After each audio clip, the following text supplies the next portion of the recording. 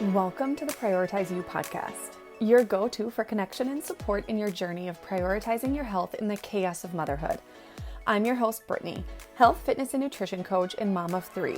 I've navigated the depths of postpartum challenges, and through personal experience and 15 years of professional experience as a health and fitness coach, I was able to develop practical systems and frameworks to not only stay afloat, but to thrive physically and mentally.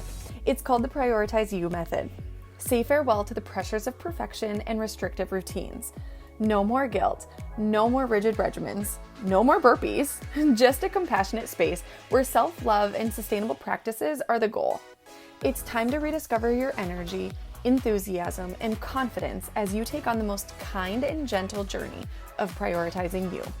Let's do this. I'm right here with you, promise.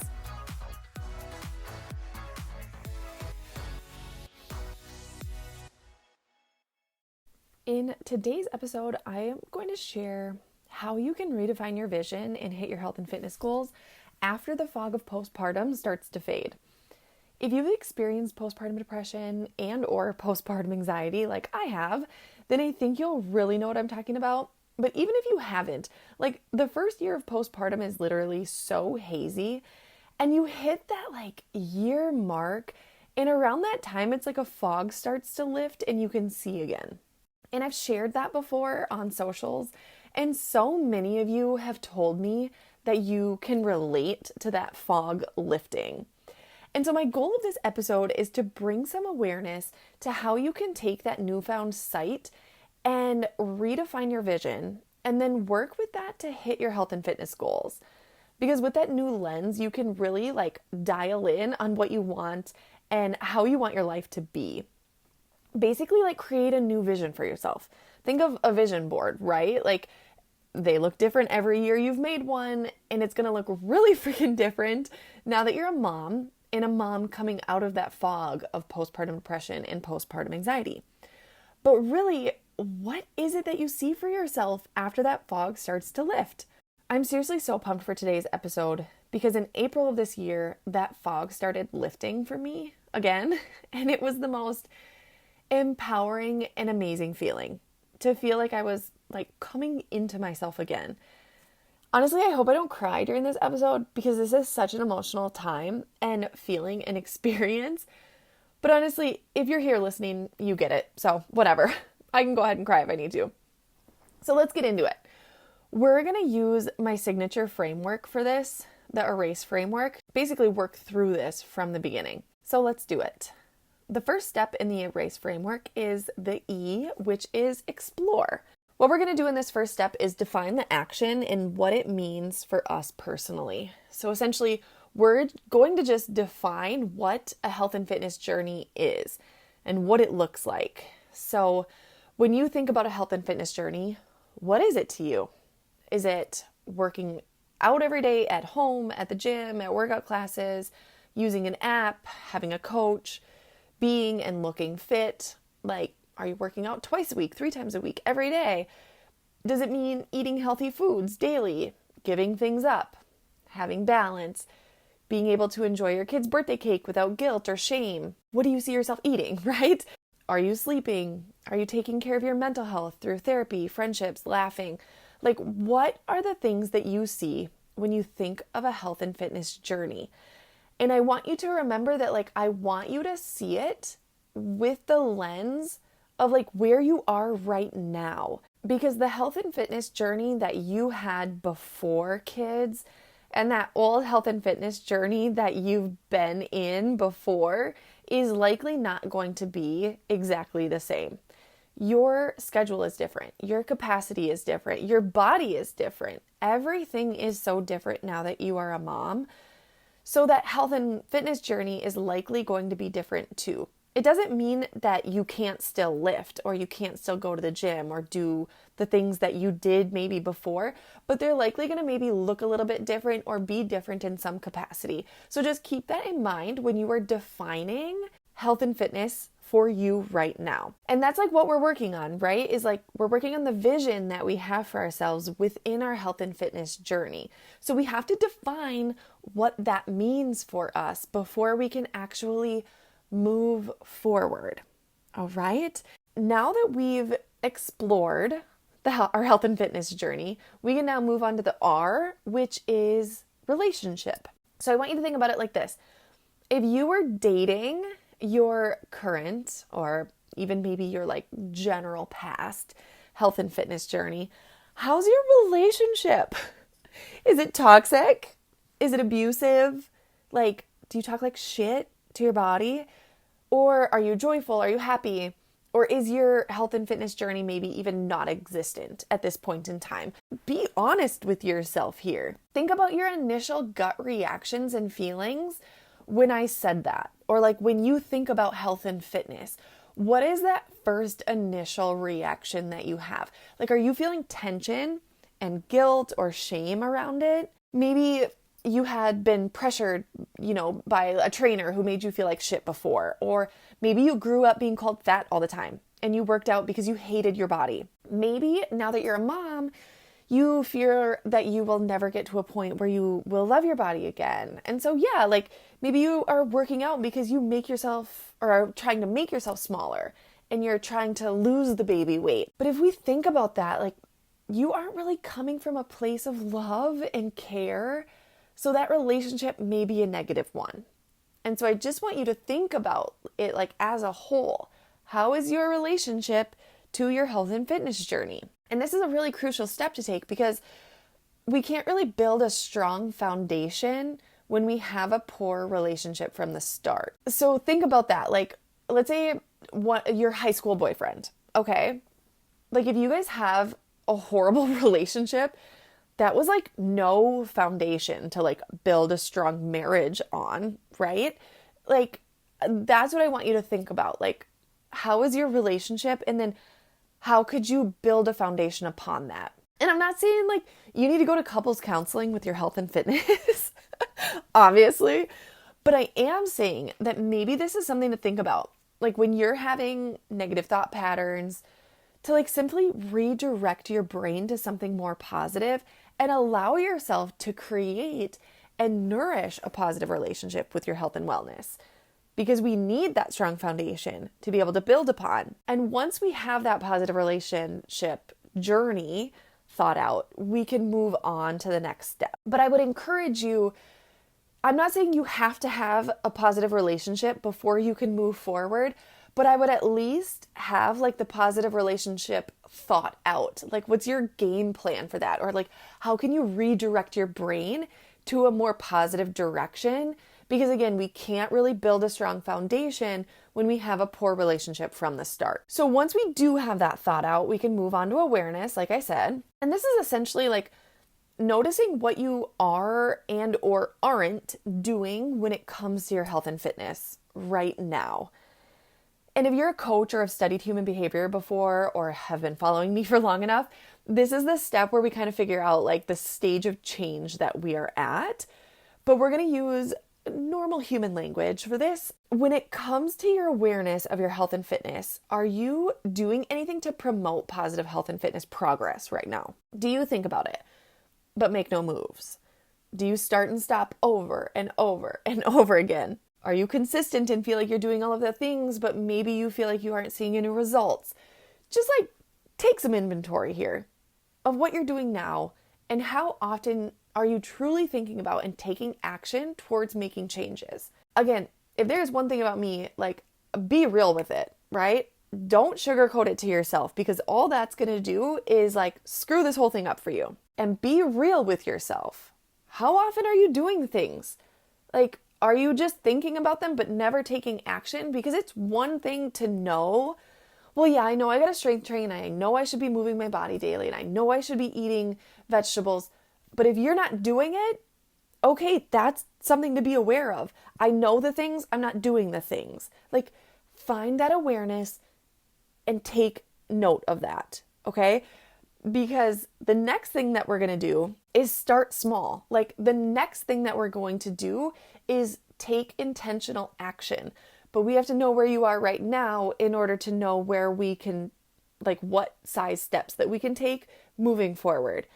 No matter what, your steps are going to be small, but that small step might look different for somebody who's doing all of the things already, comparatively to somebody who just knows the things but isn't doing the things. I hope that makes sense because it's making a lot of sense to me, but I hope it's making sense to you. The first thing that I want to say though is before we talk about taking action, I want you to take a second to recognize that there are 5 steps in the erase framework, and we have to work through 3 full steps before we actually get to the part where we are technically doing anything. There is so much behind the scenes when it comes to setting goals and making them actually be sustainable and lifelong changes.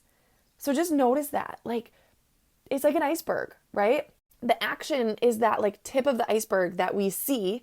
You see someone doing the things, but you don't see all of the work underneath that's holding that up and allowing it to take form and to take shape and to take action.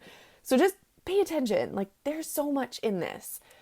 But yeah, this next step is start small. And we really do just that, right? We start small. And I like to use my signature goal setting strategy. It's called rock goals. We are first going to kind of go back a bit to the explore step. And I want you to think about what you defined as a health and fitness journey. And I want you to think about what maybe aspect of that you feel most compelled to work on. And maybe that's the fitness part, the nutrition part, your mental health, your sleep, maybe, if that still really sucks. And that's the most important thing to you right now. It doesn't really matter what it is, but essentially we just need to narrow down which one of the health pillars you want to focus your energy on. Fitness, wellness, nutrition, lifestyle, sleep. Again, it doesn't matter which one.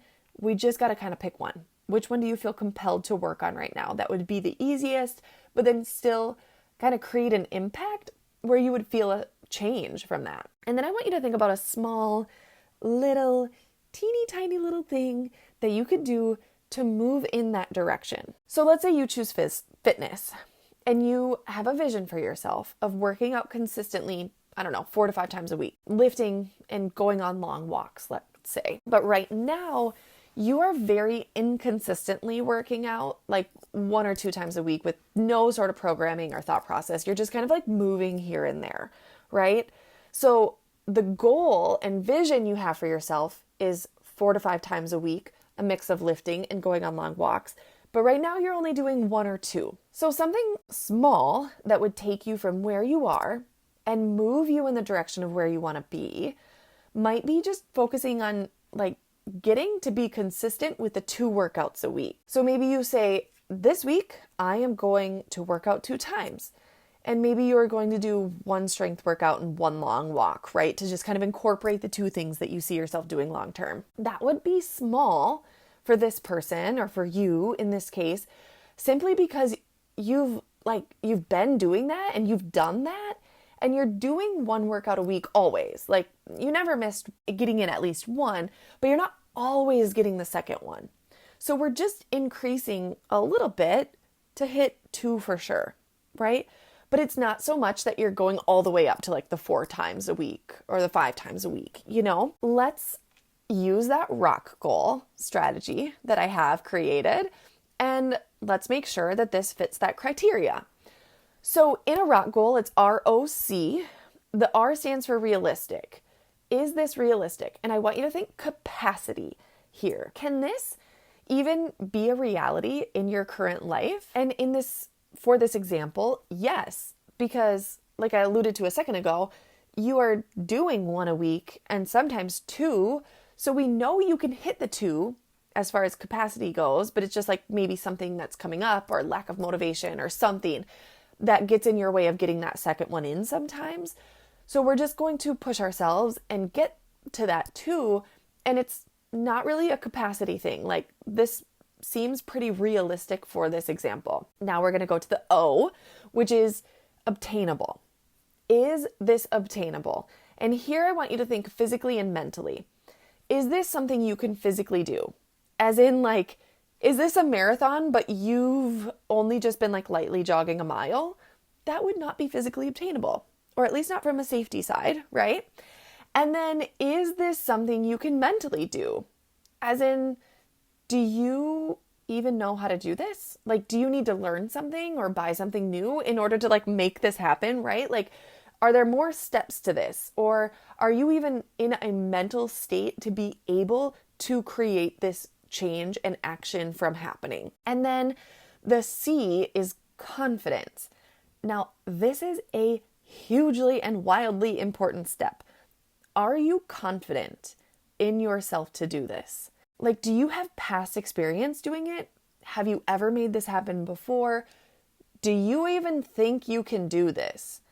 Because just because something is realistic and just because something is obtainable does not mean that you are confident in your ability to do it. Because maybe you say, yeah, it's realistic. Yeah, it's obtainable. And then I ask you, okay, are you confident that you're going to be able to do that this week? And you're like, no, because I've been trying to do this for 6 months and I still haven't been able to make it happen. Okay, then we need to scale back.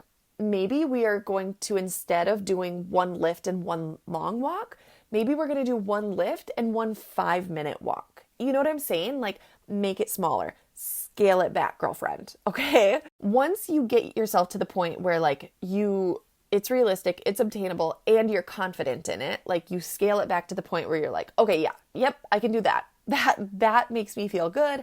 That makes me feel like I can do it. Perfect. We have hit that rock. But here's another hugely important step. And this is like, I'm so proud of this. We are visual people a lot of times. We are going to take this and make it visual for you. How big is your rock? I want you to think of your baseline in this arena as a teeny tiny little pebble, okay? Like, your habits are all little pebbles that we carry around with us all day, and we can still manage to maintain and live our lives.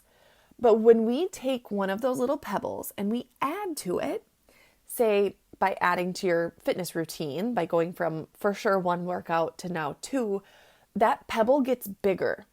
And it might even turn into like a large rock or a freaking boulder if we're not careful.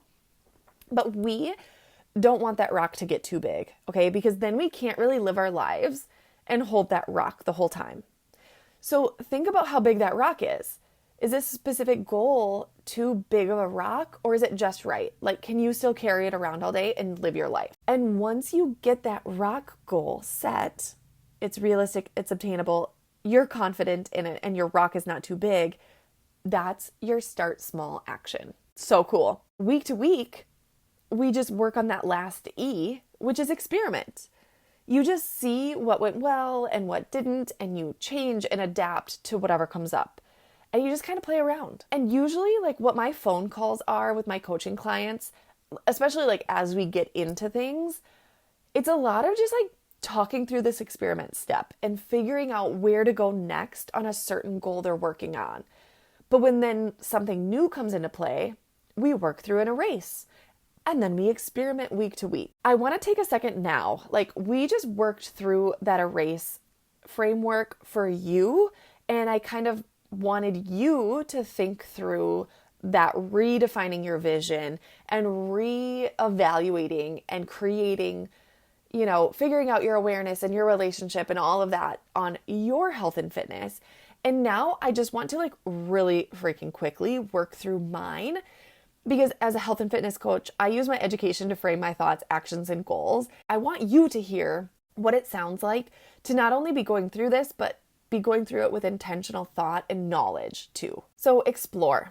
For me, health and fitness journey means lifting weight 3 times a week. Like, this is my vision for myself. Lifting weights 3 to 5 times a week, walking daily, using my Nourish to philosophy for my nutrition and my adding value philosophy to my meals, drinking water, having a really good wind down routine at night, prioritizing rest, focusing on spending time with my friends and my close people around me, like my support network.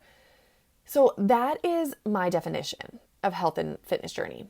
My relationship is really good because I love taking care of myself. It's what I do all day. It's what all of my conversations, are pretty much revolved around when it comes to my work. The only area I feel like is bad right now is the fact that sometimes I feel like I don't have the time or capacity to put my energy there, even when I really want to. So like on a day that, let's say the kids are really sick or something like that, or the kids unexpectedly have to stay home from daycare, I kind of have like an all or nothing mindset sometimes because I'm like, oh my God, now I can't do XYZ. So like that aspect of my relationship with my health and fitness is challenging. But other than that, it's good. And I feel very, very positive towards it. Now, the next one is awareness. And I think about it daily. I plan almost everything I do through the lens of making sure that it serves me and my physical and my mental health. So I'm doing a lot of the things already. The next one is starting small, right? So this would be figuring out what I could do. And for me right now, I think it would be my wind down routine at night. I'm in a pretty bad habit of scrolling and being on my phone at night before I go to bed. But here's the thing though, I'm not actually in a mood to read or like do something that's not on my phone. I just don't want to. But I also don't really want to be mindlessly scrolling either. So I think maybe what I could do is, I don't know, like maybe I could watch my show. I'm watching Bridgerton right now. I'm prioritizing that because outside of maternity leave, I haven't really watched TV much for the last 5 years. But I also know it's very important for me to rest. So maybe I could do that for like 30 minutes at night versus scrolling for 30 minutes, you know? Okay, I think I'm literally going to do this, you guys. But okay, I think that's going to be my start small action. And I'm going to try to just do that maybe once or twice a week because I feel like anything more than that would be unrealistic. So yeah, the goal is going to be once a week, but if I do it twice, wonderful. Okay, so then the last step is experiment. And this is just going to be like seeing how it goes and then kind of taking it from there. So I can't really do that step until I try it out. So I'll let you know how it goes. But I hope you can see how that will be useful and like what it might be like to actually have a gentle and kind health and fitness journey. Okay, because we need to redefine our vision of our health and fitness journey because it's different once we become a mom. And especially once that fog of postpartum depression and postpartum anxiety lifts, we are in a really prime position to recreate this and create a new vision for ourselves. But we have to break down some walls and we have to learn things and we have to unlearn things too. But you can do it. It literally just takes time and it is just like hard to do it on your own though. You know what I'm saying? So just know that I am here for you when you are ready to put some coaching on your schedule. I hope you enjoyed this episode and got something useful out of it. Just remember that your journey is your own and it will look different than every single other person's out there. And honestly, that's kind of the point. Thank you so much for tuning into the Prioritize You podcast. If you got something out of this episode, it would mean the world to me if you would screenshot this and share it on your stories or just share it with a friend. Just imagine if we could all prioritize our needs as moms. I just feel like the world would be a better place if moms were more well taken care of. And if you feel like, oh my God, Brittany, I need support like right now, I get it and I've got you. Go to my website and fill out the coaching application and let's get this process started. All right, I'll see you all on my Instagram between episodes. I'd love to hear from you. So send me a DM and let's chat about how you can start to prioritize you. And maybe I'll just create an episode around any questions that you might have. You can also leave a rating and review on iTunes. It really helps me get this message out there and connect with more moms who are in this same position as us. Thank you again, and I'll see you in the next episode.